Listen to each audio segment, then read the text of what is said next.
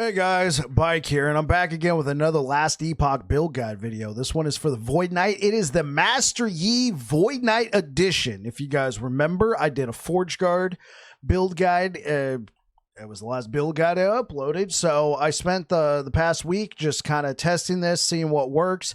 I used all of the same gear that I used on Forge Guard to bring you this. I wanted kind of an apples to apples comparison. So it wasn't really about looking for gear. It was more about the skills, what you can use. And I like it.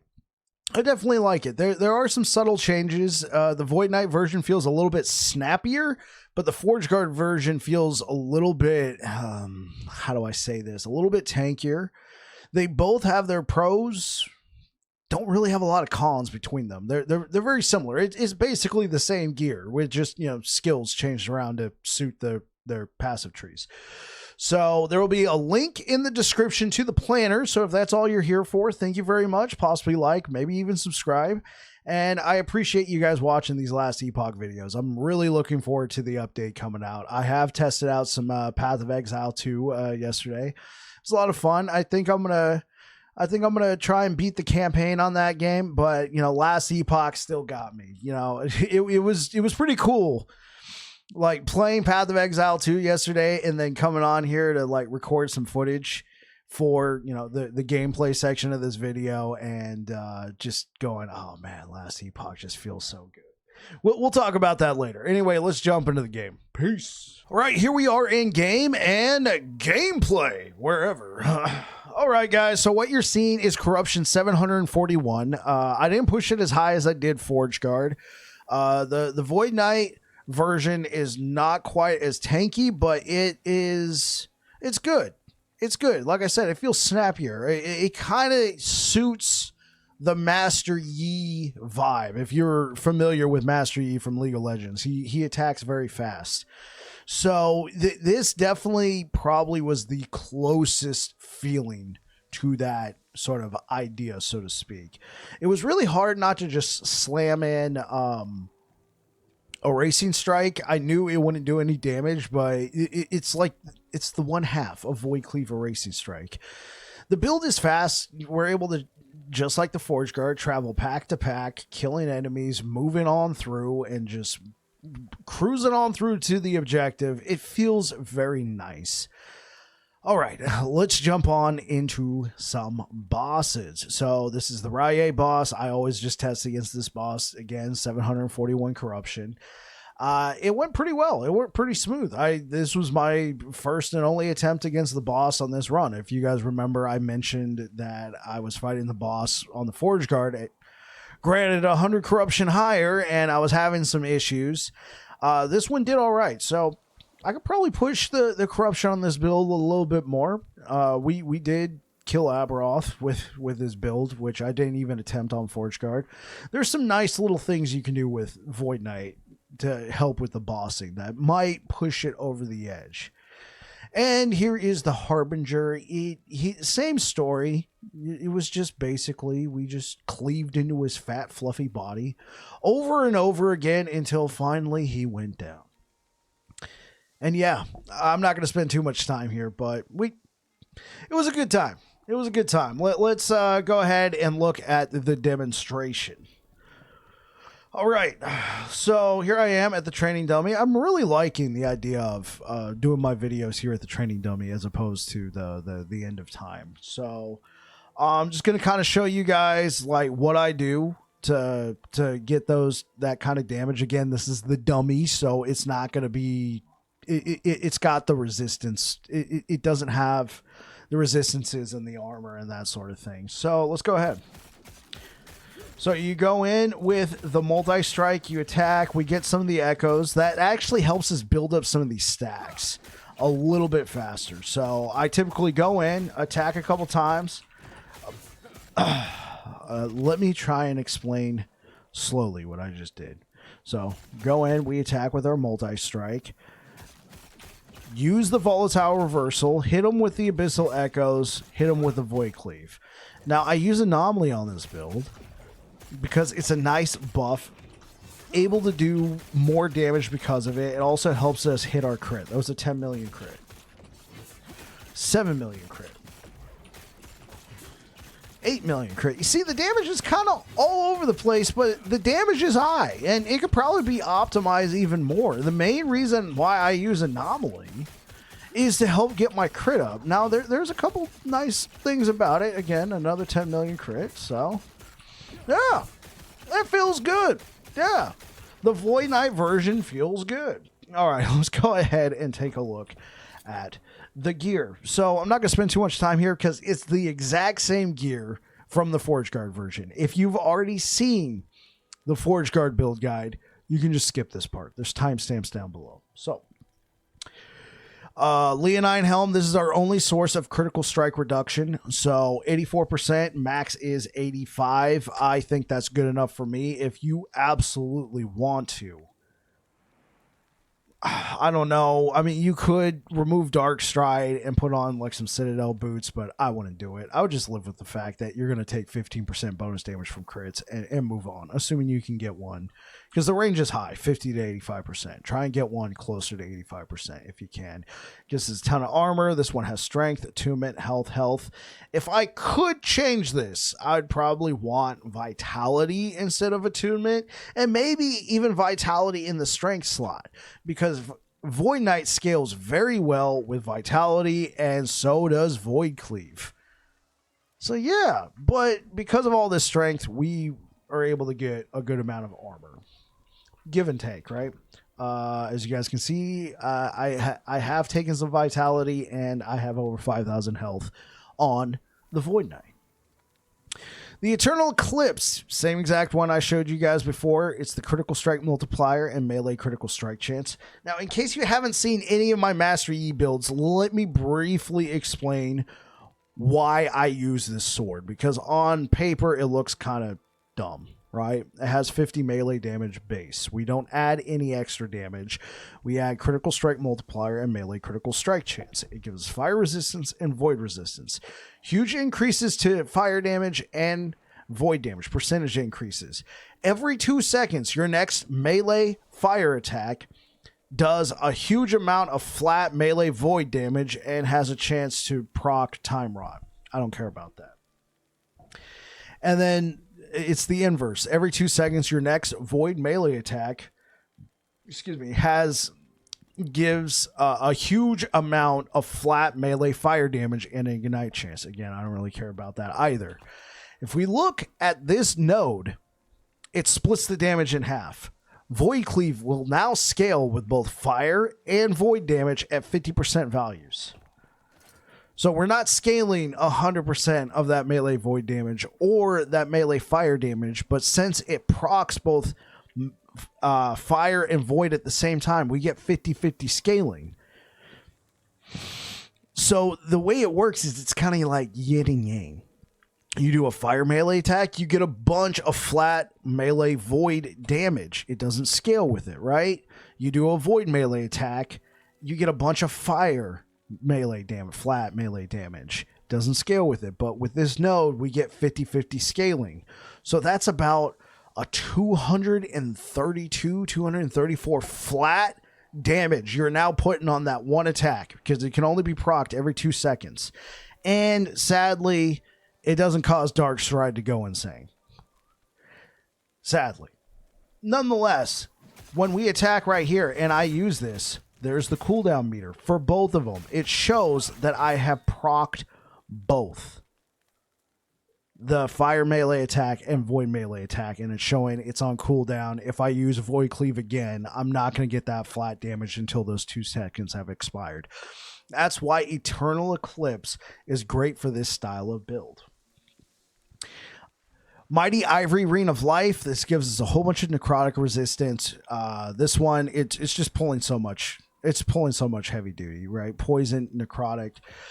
Now, if you went with something like a vitality stacking build, so on this Titanheart, you have like plus 24 to vitality on this helmet. You have like plus 16 to vitality, and or something like that. That might be enough to get your resistances up, because vitality does give you poison and necrotic resistance. If that's the case, you might not need this ring.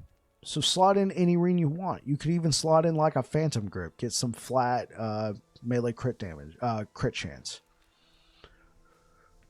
Whatever you want, but for right now, I do need the poison resistance and the necrotic resistance. The strength, the critical strike chance, and the health is a huge plus too. Assassin's Eternal Gauntlets of the Giant. Critical strike chance, melee attack speed, chance to apply for LT health. This checks so many boxes, and on top of it, it's an Eternal Gauntlets base, which has percent armor mitigation, also applies to damage over time. I like that one a lot. That's our only source of damage mitigation against dots. Unlike the Forge Guard, which had not so many, but had a number of damage reduction nodes in their tree, we don't get basically any of that at all. So that's why I didn't push the build as high. We do a lot of damage, but we don't have as much damage reduction as we did on the Forge Guard. So this kind of helps a little bit. Again, I also use this on the Forge Guard, so it was, even more tankier. So the health is really nice. Affixes you can look for. Armor Shred could be a good one. As you guys can tell, Armor Shred mostly comes on the gloves, the weapon, and the amulet. I don't have any of that anywhere. We'll go over this in the skills section in the passive tree, but I had to dip into Hammer and Anvil of the Forge Guard tree to get Armor Shred. I did notice my damage going up when I did this. I do think this is important, but if you can get that Armor Shred on your gear, you can spend those points elsewhere. Oh, oops. Let's get back to it. Okay, so Titan Heart, it's one of our few sources of damage reduction. You take 15% less damage taken while wielding a two-handed weapon. You get a bunch of flat armor. You get flat armor. You get increased melee damage. You get increased health. And then I was able to put strength and health on the item itself. You do not regenerate health. Kind of sucks, especially if you have access to some good regeneration gear, but hey, we got a ton of leech. That's the main way we sustain. So yeah, Titan Heart. Shatter Chains, void damage, health. Honestly, guys, like very few people are probably ever going to find a 3 or even 4 LP Shatter Chains out there. What I would prioritize is Cleanse, if you can get it, or Health. You'll probably be able to find 1 LP Shatter Chains. A 3 LP, very unlikely. 2 LP, still kind of unlikely, but I have found 2 LP Shatter Chains before. If you have a 2 LP, I would say try and get yourself like a tier 7 hybrid health or percent health or something like that health, and a Cleanse onto that belt. That's what I tried to do with this one. Unfortunately, of all the stats I put on here, the one that didn't go over was the Cleanse. Still, Shatter Chains and Siphon of Anguish go hand in hand. Siphon of Anguish applies Doom, albeit at a 24% chance. Nonetheless, that's why we got Echoes to try and help with that, right? A little bit. Still, there, we finally procced one. So Doom is an ailment that allows us to do, it does void damage over time and allows us to do more melee damage to the target. Shattered Chains gives us a bunch of nice bonuses, and then on top of that, we do 5% more melee damage per stack of Doom. I don't know what the more means. It could be a typo. It could actually mean something, but I see 5% more melee damage per stack of Doom. I take it. So these are a nice combo right here for just about any melee build, but especially this one. Dark Stride. The main reason why you take Dark Stride for this build is the 2 charges. Try and slap some more movement speed on here. That's what I'd go with. You'll be running pretty fast. You won't be running as fast as if you had a weapon that had a bunch of flat melee void damage on there. You'll be running really fast in that case, but the movement speed's good enough. Anchor of Oblivion. This is a fantastic relic. It captures your endurance for you. Gives you plus 12 strength. I was able to get plus 3 to void cleave and health. You could use any relic you want. You're just going to have to be mindful that you're going to have to find some endurance on either your gear, or you're going to have to take the blessing that spawns in this tree. I obviously have my endurance cap because of my gear, so I'm not taking the blessing. Nonetheless, there you go. Nihilus. This one, I've used this in a lot of builds recently. Percent increased health, percent increased mana, percent increased movement speed. Very nice. I was able to slap a T6 health on there, +2 to all skills. Mana regen, armor, resistances. It feels good. When you roll, you get a little frenzy buff. You do lose some health, but nonetheless, the frenzy could be really nice. And yeah, guys, that is the gear. Let's go over the idols. So I shored up any resistances I was lacking with my idols. Then I went straight up health. So, you know, resistances. Yeah, say that 5 times fast. Resistance all. That's what I use here to try and shore those up. And then from there, I just took these health idols. This one has some cold resistance, but other than that, I just took a bunch of health. Yeah, guys, that is the idols. Let's go ahead and talk about the blessings. So, just like all the other builds, take what you want, take what you want, take what you want, take what you want. These just help your drop rates, right? Increase drop rate of this or that or the other, right? That's what these do. Now, these ones, particularly these 5, they actually affect your character in a way. So, Dark Sign, I took Critical Strike Multiplier. You could take Void Damage. You could take Shred, Void Resistance. I wouldn't recommend that one. Critical Strike Multiplier is the one I would take. You could take % Void Damage, but since we already got a lot of that, I would take Critical Strike Multiplier. Ending the Storm, I just took the Lightning Resistance buff. You could take anything you want technically, but I think Lightning Resistance is the way to go here. Reign of Dragons, I need a better one, but chance to bleed on hit. This one helps a lot. And yeah, I highly recommend chance to bleed on hit for this. We'll go over that in the skills. Spirits of Fire, I took armor. Every little bit helps, but if you need it, like let's say you don't have an Anchor of Oblivion, let's say you just rather go with another relic to give you something else, Endurance would probably be a good pickup, or Shred Fire Resistance. I would recommend armor though. It's always a good pickup. The Age of Winter, % armor, that's what I take here. You could take Shred Physical Resistance, but nah. I'll take % armor. I think you can get cold resistance from here as well, so if you're really low on that, I would take % armor. And then the last ruin, I hate this timeline. Take whatever you want. I took increased class-specific shard drop rates. Okay, guys. That is the blessings. Let's go over the skills. I want to try and breeze through here. Excuse me. Real quick. Okay, so let's go over the skills. So we're taking Anomaly, Multi-Strike, Void Cleave, Volatile Reversal, and Abyssal Echoes. So let's start with Anomaly. I took Anomaly to be mostly a buff skill. So 1 point, this removes the whole combo aspect. You just take this 1 point here. I don't like the combo aspect. I wanted to turn it into a bubble. Wanted that bubble to last a while. I wanted it to give me increased critical strike chance while I'm inside the bubble. I wanted the bubble to follow me. Wanted it to persist a little bit longer after the bubble disappears, give me increased attack speed and cooldown recovery speed. I put 2 points into Exacerbate. Not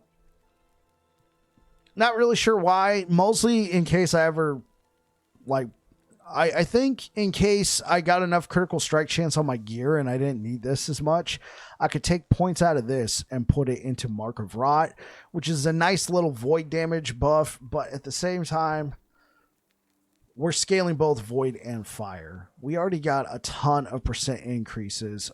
I'm just going for what's going to help me right now in the immediate future. In the immediate timeline.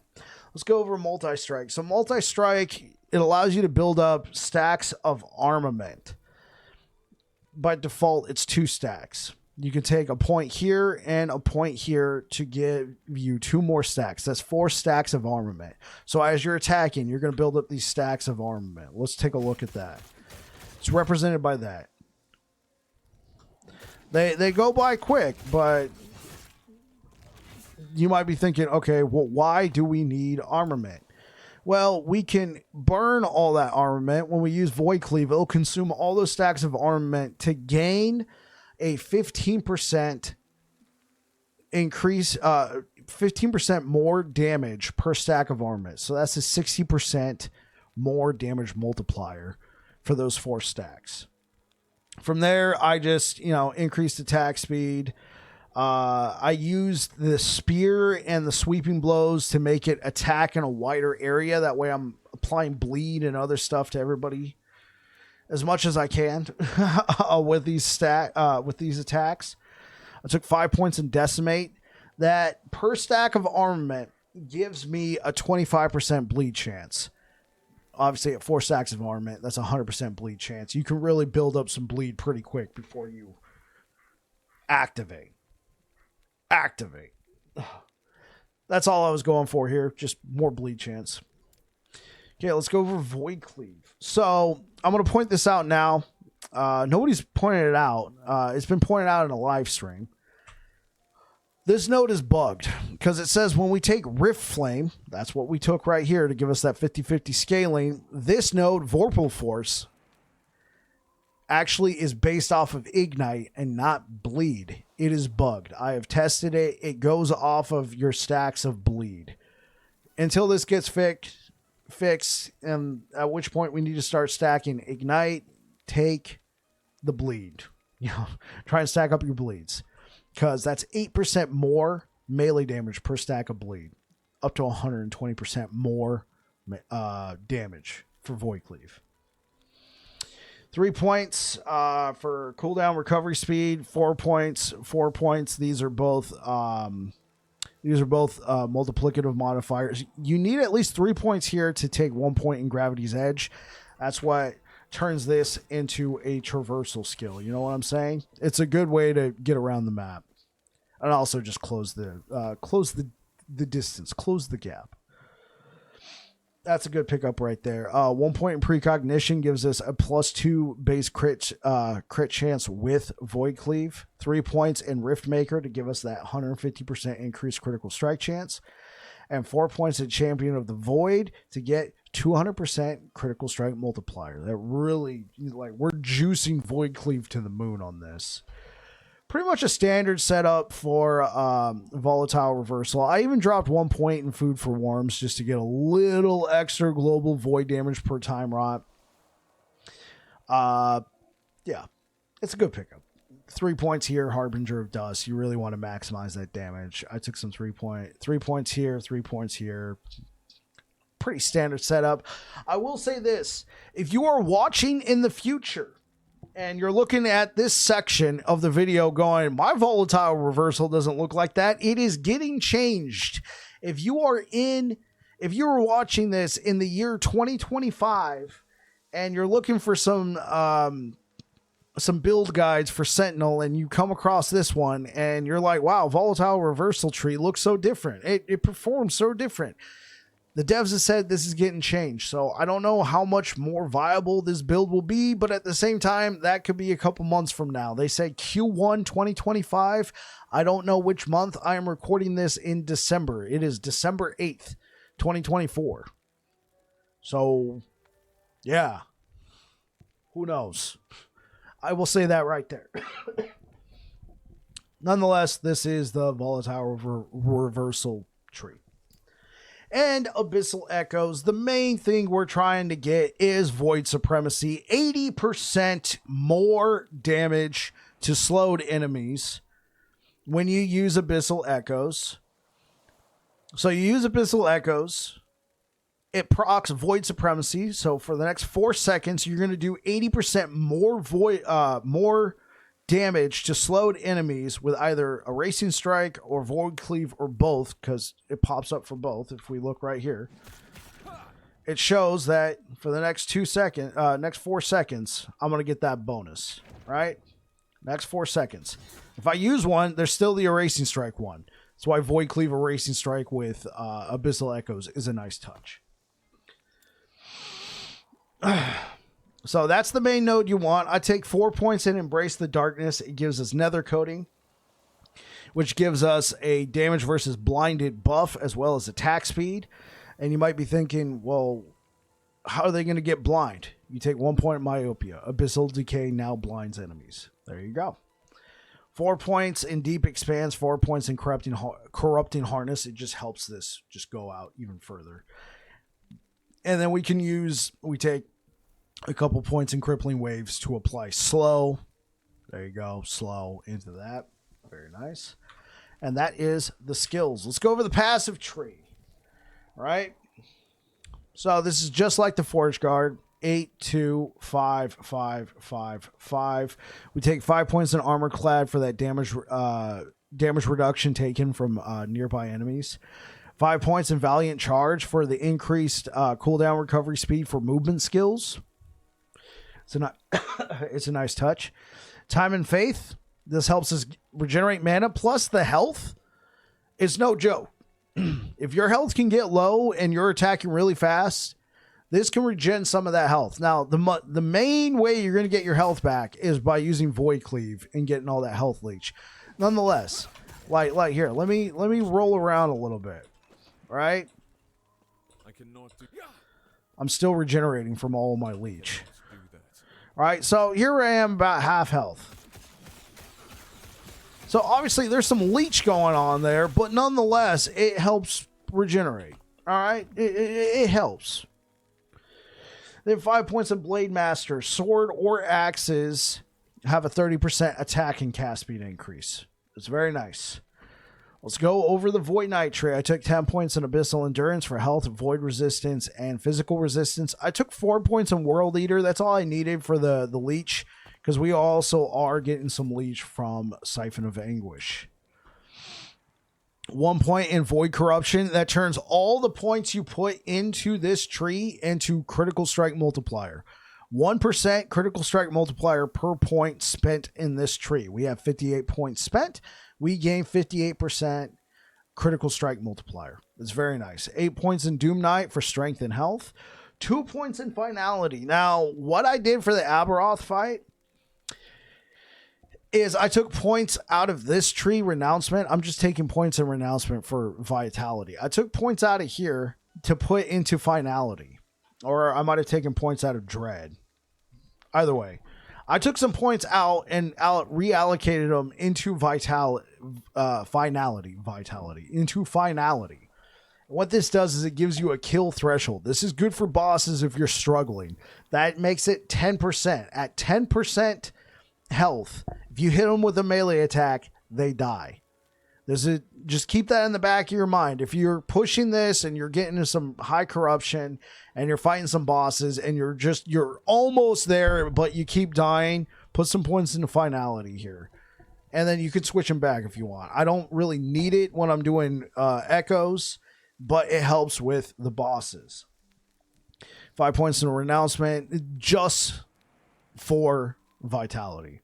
Just straight up for Vitality. I just wanted that plus 5 Vitality. 10 points in Eternal Form. That gives me plus 10 Vitality and 20% health. And then if you put at least 5 points in here, you're put 10. All right. Don't even try and cheese the system. Just put 10.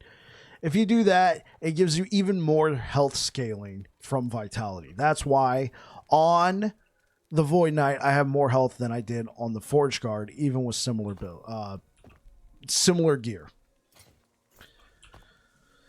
5 points in Echoing Strikes gives us an echo chance. 10 points in Time Legion. This gives us a 30% melee attack speed buff and a 10% echo chance. I did not put any points into Avatar of Regret because the echoes, while nice, I'm not really using them for damage. The only time they become useful is when I'm doing this, right? And I'm proccing them to help to have them proc a little bit more. But I don't really need anything else from the echoes other than that, right? They're a good little pickup. They help us apply some of the ailments a little bit faster, but I wasn't willing to give up the 10% attack speed. You might try it out. Tell me what you think. 3 points in Dread. Originally, I had 15 points in here, but there was just some nice quality of life over here in the Forge Guard tree. So you could go 15 points in Dread. The main thing you're looking for in that case is the movement speed, and I felt like I was already speedy enough, so you can go for that if you want, but I put 3 points here. Just a little extra movement speed. Let's go over the Forge Guard tree. I put 5 points in Weapons Master to get the strength, but also increase melee attack speed with a sword. It's very nice. 1 point and Fresh from the Forge. We don't really use anything here. We just needed this 1 point to get to Champion of the Forge. 5 points here gets you 50% critical strike chance with a two-hander and also critical multiplier per 2 strength with a two-hander. 1% per 2 strength. You guys can't see it, but I have 400. Here, let me move my face. I have 419% critical strike multiplier. And when I use Void Cleave, it adds 200 from the Void Cleave tree. That is 619%. Now, you might make an argument that, Bike, but why don't you just put all the points in the Void Knight tree, right? All 25 points from here into the Void Knight tree. Well, that would be 25% more critical strike multiplier. Or based off of my strength of 83, that's 41.5%. I don't know if they give us the half, but that'd be 41% critical strike multiplier. So for the 25 points I'm putting into the Forge Guard tree, I'm getting back 41% as opposed to 25% from the Void Knight tree. Depending on your strength, if you're going for the full vitality, you might have a point there. I picked up some health. These are good pickups. And then 5 points in Hammer and Anvil for that armor shred chance. If you have armor shred on your gear, do not take this. Just put them back into the Void Knight tree. Put them here. All right, guys, that is the build. I tried to be quick, but at the same time, I'm long-winded. Thank you so much for watching my last Epoch build guide videos. I really, really enjoy this game. I love playing this game so much. I know we're going through a bit of a content lull, but I'm still trying to put some guides out there for you guys. Just, keep you hungry. But if you haven't, Path of Exile 2, it's pretty nice. I know it's a $30 fee just to get into the early access, and it's going to be free to play. If you want to wait for that, I understand. Nonetheless, I'm having a good time on the game, but the last Epoch's got me. I just love this game so much. I'm really looking forward to the future, and we're just going to have to get there. Anyway, guys, thank you so much. Take care.